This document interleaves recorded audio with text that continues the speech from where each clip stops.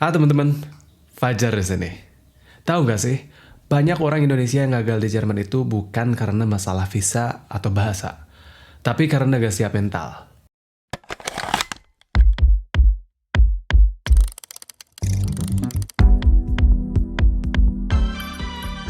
Aku pernah ketemu dengan seseorang, dia sudah 3 bulan di Jerman. Dari negara lain sih, bukan dari Indonesia. Dan kuliah satu departemen sama aku. Waktu itu aku 1 semester lebih senior dari dia. Pas pertama kali kenalan, orangnya baik. Tapi setiap ngobrol, rasanya dia selalu ngeluh soal budaya, cuaca, makan, bahkan sistem. Dia bilang dia nyesel datang ke Jerman dan pengen balik.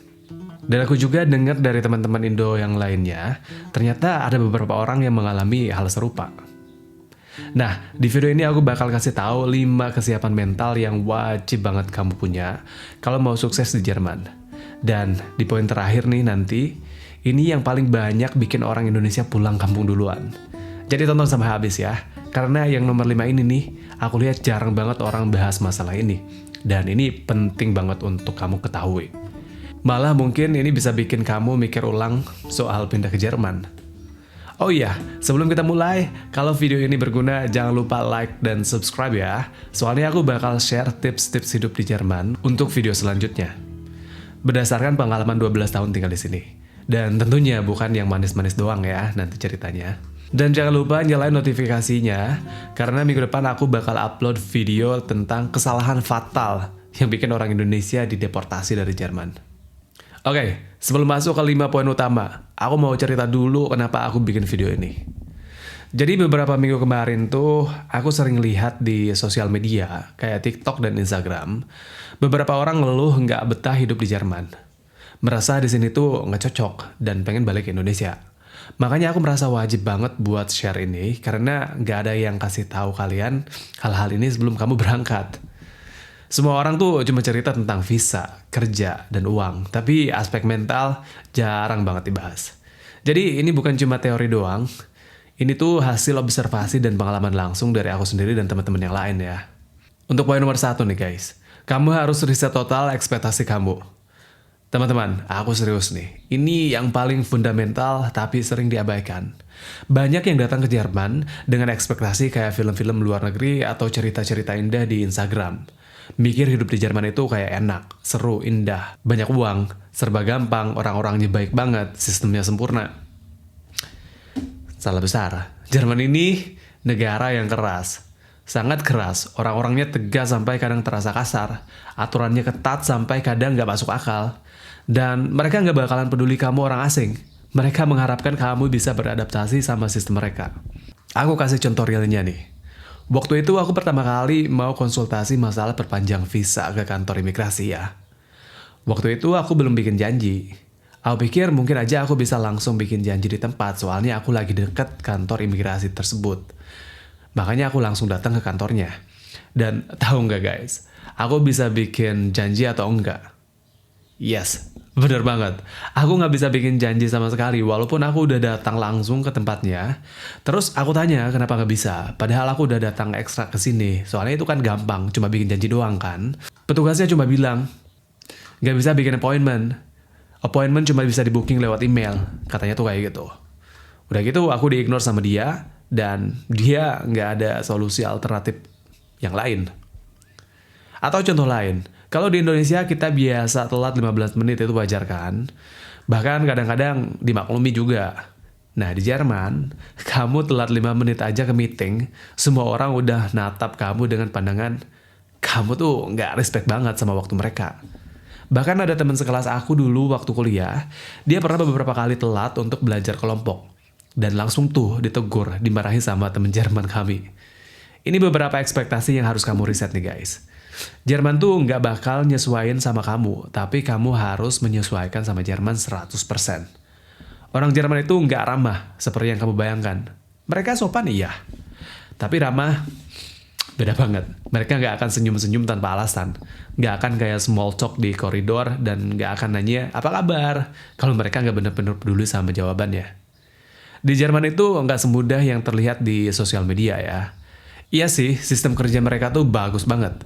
Tapi untuk mendapatkan akses ke sistem itu, astaga, prosesnya rumit banget. Nih, mental yang harus kamu bangun di sini. Terima kenyataan bahwa kamu bakal menghadapi banyak hal yang gak sesuai sama ekspektasi kamu. Dan itu normal. Jangan ambil hati, jangan ambil secara personal. Itu cuma sistem mereka. Nomor 2 nih guys. Buang jauh-jauh mental manja. Ini yang paling susah banget buat orang Indonesia, terutama yang dari keluarga menengah ke atas. Di Indonesia kan kita biasa ada yang bantu ya. Ada pembantu, supir, tukang parkir, satpam yang bantu bawa belanjaan, atau minimal keluarga yang mendukung kamu. Kalau di Jerman, semua kamu kerjain sendiri. Dan aku bilang semuanya nih guys. Contohnya cuci baju sendiri nih. Dan ini bukan cuci baju biasa ya. Kamu harus belajar beberapa jenis setting mesin cuci yang berbeda. Salah setting, baju kamu bisa rusak atau warnanya luntur. Aku pernah nih salah setting, sampai ngerusak baju mahal punya host family aku waktu dulu aku ikutan au pair. Untungnya dia baik banget dan gak marahin aku. Terus selanjutnya, masak sendiri. Tapi kamu juga gak bisa sembarangan masak. Kalau kamu tinggal di apartemen, ada aturan jam berapa boleh masak yang berbau, jam berapa gak boleh bikin suara keras. Nah, pernah gak sih tetangga komplain karena kamu masak rendang jam 10 malam? Atau gara-gara baunya, karena kamu masak pakai terasi.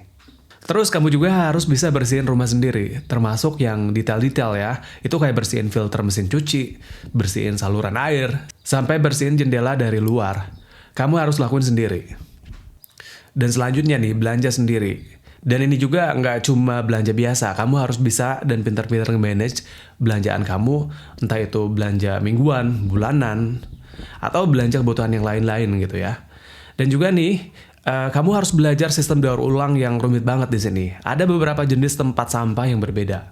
Dan kalau salah buang, kamu bisa kena denda. Contoh selanjutnya nih guys, urus dokumen kamu sendiri. Nah ini yang paling bikin stres. Nggak ada yang bantu kamu translate dokumen, nggak ada yang jelasin prosedur, nggak ada yang dampingin kamu juga ke kantor-kantor pemerintah. Semua harus kamu pelajarin dan lakuin sendiri. Bahkan kalau misalkan kamu sakit flu ringan gitu ya, kamu nggak bisa langsung ke dokter kayak di Indonesia.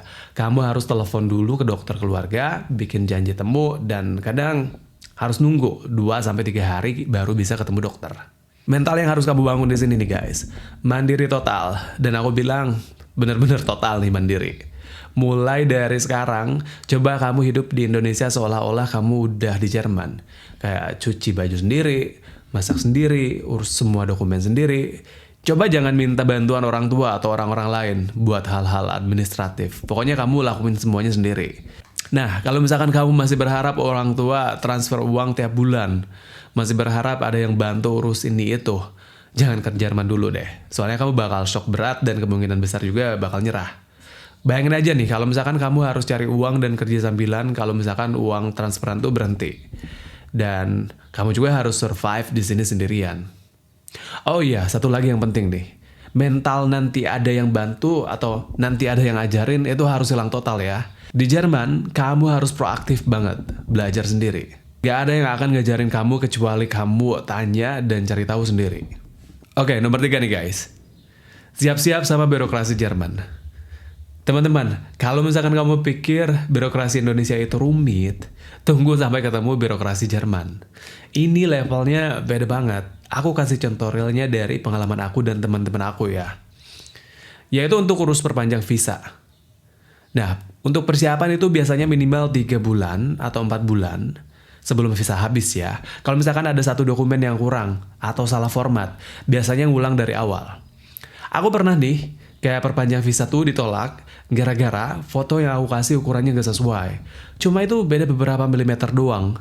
Emang sih, waktu itu gak ada toleransi sekali sama petugasnya. Aku harus bikin appointment dari awal lagi. Selanjutnya nih, buka rekening bank. Kamu pikir bahwa resident permit sama paspor udah cukup bikin rekening ya? Salah banget. Di sini kamu butuh surat keterangan domisili dari pemerintah setempat, terus juga surat kontrak kerja atau surat keterangan kuliah kalau misalkan kamu mahasiswa, dan dokumen-dokumen lain. Terus juga prosesnya nih, nggak bisa selesai dalam sehari. Kamu harus bikin appointment dulu, nunggu beberapa hari, bahkan bisa juga 2-3 minggu.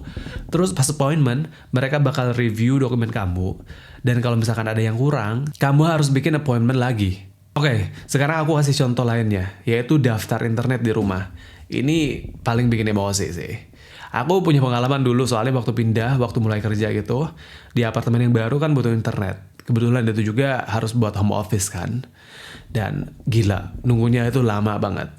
Nah, itu prosesnya bisa berminggu-minggu nih, teman-teman. Dan itu nggak ada yang bisa dipercepat. Kenapa? Karena mereka harus kirim teknisi buat pasang kabel, dan jadwal teknisi itu biasanya overbook, bisa nunggu sampai 2 bulan ke depan. Terus kalau misalkan kamu komplain ke mereka gitu ya, kok lama banget? Mereka cuma bilang, this is normal. Ini normal katanya. Buat mereka nunggu 2 bulan buat internet itu hal yang wajar. Dan contoh yang paling luar biasa nih teman-teman. Di sini nih hampir semua harus pakai surat fisik. Email tuh nggak berlaku. Walaupun kamu sudah kirim dokumen yang di-scan tersebut lewat email gitu ya, kamu harus bawa lagi dokumen aslinya pas datang ke appointment. Dan tentu saja di sini tuh terkenal banget dengan proses yang ribet gitu. Contohnya nih, kalau misalkan kamu mau ganti alamat di kartu identitas, itu prosesnya lumayan ribet loh. Kamu harus ambil formulir di Rathaus, terus juga pulang ke rumah isi formulir tersebut, terus harus lengkapin pakai dokumen lain kayak surat kontrak rumah yang asli, terus juga surat dari pemilik rumah yang menyatakan kamu bener tinggal di sana, dan itu kamu harus kontak landlord kamu dulu ya, supaya kamu bisa dapat surat tersebut. Terus juga paspor dan dokumen-dokumen lainnya. Itu cuma buat ganti alamat doang loh. Jadi, mental yang harus kamu siapkan tuh, sabar tingkat dewa. Kamu harus terima bahwa proses administratif di Jerman itu memang lama dan rumit. Gak usah berharap bisa selesai cepat. Terus pantang menyerah. Jangan mudah menyerah sama sistem mereka. Kalau misalkan ditolak, tanya kenapa, perbaiki dan coba lagi. Selanjutnya, siapkan dokumen lebih. Kalau mereka minta 3 dokumen, siapkan 5. Kalau mereka minta 1 foto, bawa 3. Soalnya selalu ada kemungkinan mereka minta dokumen tambahan. Oke, dan juga nih guys, buat kalian jangan ambil hati. Petugas pemerintah di Jerman itu memang dingin dan terkesan gak peduli. Itu tapi bukan personal attack ke kamu ya. Tapi memang sifat kerja mereka itu kayak gitu. Dokumentasikan semua nih. Ini penting banget, simpan semua email, semua surat, semua bukti pembayaran, karena bakal kamu pakai lagi kalau misalkan dibutuhkan atau ada masalah ke depannya. Dan yang penting nih, belajar bahasa Jerman administratif. Ada banyak istilah khusus yang dipakai di dokumen-dokumen resmi, dan kamu harus paham buat bisa urus sendiri. Trust me, ini bukan lebay ya. Aku udah lihat banyak orang yang frustasi dan stres gara-gara hal administrasi ini. Oke, sekarang kita masuk ke poin nomor 4, yaitu siap jadi tidak terlihat. Ini yang paling culture shock banget buat orang Indonesia. Kita kan biasa hidup komunal ya, kayak tetangga kepo tapi peduli, keluarga besar suka campur urusan tapi selalu ada buat support kamu, teman-teman sering ngumpul dan sharing masalah. Nah, kalau misalkan di Jerman, kamu bisa tinggal bersebelahan sama tetangga selama 2 tahun, tapi cuma pernah ngomong Guten Tag doang. Contohnya nih pengalaman aku sendiri. Apartemen aku di Jerman, aku udah tinggal 3 tahun. Tetangga sebelah kanan, aku tahu namanya. Tapi nggak pernah ngobrol lebih dari 30 detik. Tetangga sebelah kiri, aku bahkan nggak tahu siapa namanya. Nah, kenapa sih mereka kayak gitu? Nah, orang Jerman itu tuh mereka sangat menghargai banget privasi nih. Nggak akan kepo tanya, kamu kerja apa? Gaji berapa? Kapan nikah? Kapan punya anak? Atau pertanyaan-pertanyaan personal lainnya. Bahkan pas kamu sakit dan nggak keluar rumah seminggu, mereka nggak akan ngetok pintu tanya kabar. Dan juga nih, kalau misalkan kamu butuh bantuan darurat, jangan berharap tetangga tuh bakal peduli atau bantu. Aku ingat waktu awal-awal, aku lagi sakit parah banget. Gak bisa ngapa-ngapain, bener-bener gak bisa ngapa-ngapain. Di Indonesia kan, kalau misalkan kita sakit tuh, pasti ada keluarga yang bantu dan jaga. Di Jerman, aku sendirian di apartemen, gak bisa ngapa-ngapain. Gak ada yang tahu, gak ada yang peduli. Atau kalau misalkan teman kamu tahu tuh, mereka juga nggak bakalan bisa bantu kamu dan nggak bakalan bisa stay sama kamu selama 24 jam. Mereka juga sibuk sama aktivitas mereka masing-masing. Nah, waktu itu tuh aku harus paksain diri pergi ke apotek beli obat. Padahal badan udah lemas dan sakit banget. Saat itu aku ngerasa lonely banget. Bukan sendirian secara fisik aja, tapi sendirian secara emosional. Terus, sosialisasi sama teman juga beda banget. Kalau di Indonesia, teman itu bisa jadi tempat curhat, sharing masalah, bahkan minjem uang kalau misalkan lagi kesusahan. Di Jerman, jangan berharap kamu bisa kayak gitu sama orang Jerman. Mental yang harus kamu bangun di sini, nyaman sendiri. Kamu harus bisa menikmati waktu sendiri. Gak selalu butuh orang buat ngobrol atau hangout bareng. Belajar kayak solo traveling, solo dining, solo everything nih guys. Jangan berharap support sistem sosial kayak di Indonesia. Kalau misalkan kamu lagi down atau ada masalah, jangan berharap orang sekitar bakal selalu peduli dan bantu kamu. Kamu harus coba belajar buat handle masalah kamu sendiri. Nah, terus selanjutnya juga bangun support system kamu. Cari komunitas Indonesia di sana. Atau komunitas ekspat lainnya yang punya nilai-nilai lebih komunal. Jangan ambil hati kalau orang-orang terkesan dingin atau nggak peduli. Itu bukan personal, tapi memang kultur mereka tuh emang kayak gitu. Oke guys, ini poin yang terakhir. Nomor 5, ini yang paling berat dan jarang banget ada yang bahas. Krisis identitas dan kehilangan jati diri. Ini yang paling kompleks nih teman-teman. Ketika kamu sudah tinggal di Jerman cukup lama, kamu bakal ngalamin dilema yang bikin bingung. Kamu merasa bukan lagi orang Indonesia sepenuhnya, tapi juga nggak pernah bisa jadi orang Jerman sepenuhnya. Aku kasih contoh real dari pengalaman aku dan teman-teman Indonesia di sini ya. Nah, pertama kamu mulai kehilangan kebiasaan Indonesia. Misalnya, kamu udah nggak biasa makan pakai tangan, udah nggak biasa duduk lesehan, udah nggak biasa ngobrol sambil teriak-teriak kayak keluarga Indonesia pada umumnya. Pas pulang ke Indonesia, teman-teman atau keluarga bilang, kamu udah kebarat-baratan. Kedua nih, bahasa Indonesia kamu mulai kacau. Aku sering banget ngomong bahasa Indonesia campur Jerman tanpa sadar. Atau kadang lupa kata bahasa Indonesia yang simple, tapi ingetnya ya bahasa Jermannya. Terus selanjutnya nih, value system kamu bakal berubah. Di Jerman, kamu belajar tepat waktu. Terus juga direct communication, individualistis, dan respect sama privacy juga di sini. Tapi pas balik ke Indonesia, semua value itu bakal clash sama kultur kita yang lebih fleksibel. Terus juga indirect dan komunal. Aku ingat banget pas pulang ke Indonesia. Aku tuh kesal karena teman-teman datang telat ke acara. Padahal dulu aku juga orangnya santai. Kalau misalkan masalah waktu. Tapi karena udah terbiasa sama kultur Jerman, aku jadi nggak bisa toleran sama keterlambatan. Terus juga masalah buang sampah. Kayak aku kesel banget ketika orang di sana tuh kayak buang sampah di mana-mana, bahkan keluarga aku sendiri. Nah, selanjutnya nih, kamu merasa nggak belong di mana-mana. Walaupun kamu tuh udah fasih bahasa Jerman dan paham kultur mereka. Pas di Indonesia, kamu dianggap udah berubah dan nggak asli Indonesia lagi. Terus selanjutnya, relationship dengan keluarga dan teman lama jadi awkward. Mereka merasa kamu tuh udah berubah. Kamu merasa mereka nggak ngerti struggle kamu. Conversation jadi shallow karena kamu nggak bisa relate sama mereka dan mereka juga nggak bisa relate sama masalah kamu. Yang paling berat, kamu mulai mempertanyakan siapa sih sebenarnya kamu? Apakah kamu orang Indonesia yang kebetulan tinggal di Jerman? Atau kamu orang Jerman yang kebetulan lahir di Indonesia? Atau justru kamu orang yang nggak belong di mana-mana? Aku pernah ngalamin masa-masa di mana aku bingung banget dengan identitas aku. Pas di Jerman, aku kangen banget sama Indonesia. Kayak makanan, keluarga, teman-teman, bahkan hal-hal yang dulu aku komplain, kayak macet atau sistem yang gak efisien, aku kangen banget. Tapi pas pulang ke Indonesia buat liburan, aku justru merasa nggak nyaman. Aku nggak tahan sama polusi, kebisingan, sistem yang gak jelas. Aku malah kangen sama ketenangan dan keteraturan hidup di Jerman. Mental yang harus kamu siapkan di sini. Terima bahwa kamu bakal berubah. Dan itu normal. Living abroad will change you, dan itu bukan hal yang buruk. Kamu jadi lebih open-minded, lebih gampang beradaptasi dan punya perspektif yang lebih luas. Jangan merasa bersalah karena berubah. Keluarga dan teman mungkin bilang kamu bukan orang Indonesia lagi, tapi abaikan aja. Kamu tetap orang Indonesia, cuman dengan pengalaman dan perspektif yang lebih luas. Create your own identity. Kamu gak harus pilih antara jadi orang Indonesia atau orang Jerman. Kamu bisa jadi Indonesian yang tinggal di Jerman dengan karakteristik unik yang merupakan kombinasi dari kedua kultur. Dan selanjutnya nih, jaga hubungan dengan Indonesia. Tapi jangan memaksakan diri, tetap keep in touch dengan keluarga dan teman, tapi kamu juga harus terima kalau relationship itu mungkin bakal berubah. Kamu juga cari teman baru yang bisa relate sama experience kamu. Terus, syukurin privilege. Syukurin privilege kamu bisa lihat dua kultur yang berbeda. Kamu punya privilege unik nih, kamu bisa lihat kelebihan dan kekurangan kedua negara. Gunakan perspektif ini untuk personal growth kamu, dan mungkin juga untuk kontribusi untuk kedua negara di masa depan. Dan ini penting nih, cari komunitas kamu. Cari komunitas ekspat Indonesia atau internasional yang bisa ngerti masalah kamu. Sharing pengalaman dengan orang yang mengalami hal yang serupa itu sangat membantu banget teman-teman. Dan yang terakhir, sabar dengan diri sendiri. Identity crisis ini normal banget dialamin sama ekspat ya. Dan prosesnya kayak butuh waktu. Tapi ingat nih teman-teman, don't be too hard on yourself.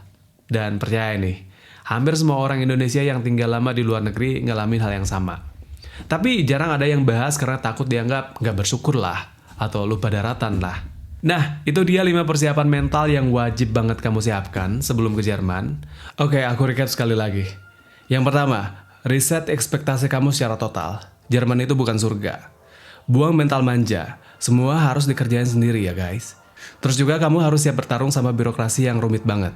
Yang selanjutnya nyaman dengan kesendirian dan individualisme. Terus juga siap hadapi krisis identitas dan kehilangan jati diri. Nah, kalau misalkan setelah nonton video ini kamu merasa belum siap mental sama 5 hal ini, aku saranin lebih baik kamu prepare dulu di Indonesia. Jangan sampai kamu jadi salah satu dari banyak orang yang gagal dan balik kampung dengan trauma.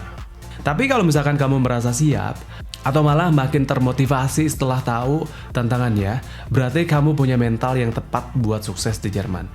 Oh iya, di video selanjutnya aku bakal bahas kesalahan fatal orang Indonesia di Jerman yang bikin deportasi. Jadi pastikan kamu subscribe dan nyalain notifikasi biar nggak ketinggalan. Dan jangan lupa like video ini kalau misalkan ini membantu ya. Di comment section, aku pengen tahu nih dari 5 poin yang aku sebutin tadi, mana yang paling bikin kamu khawatir. Atau kalau ada yang udah pernah tinggal di luar negeri, share experience kamu. Aku baca semua komen dan bakal jawab sebisa aku.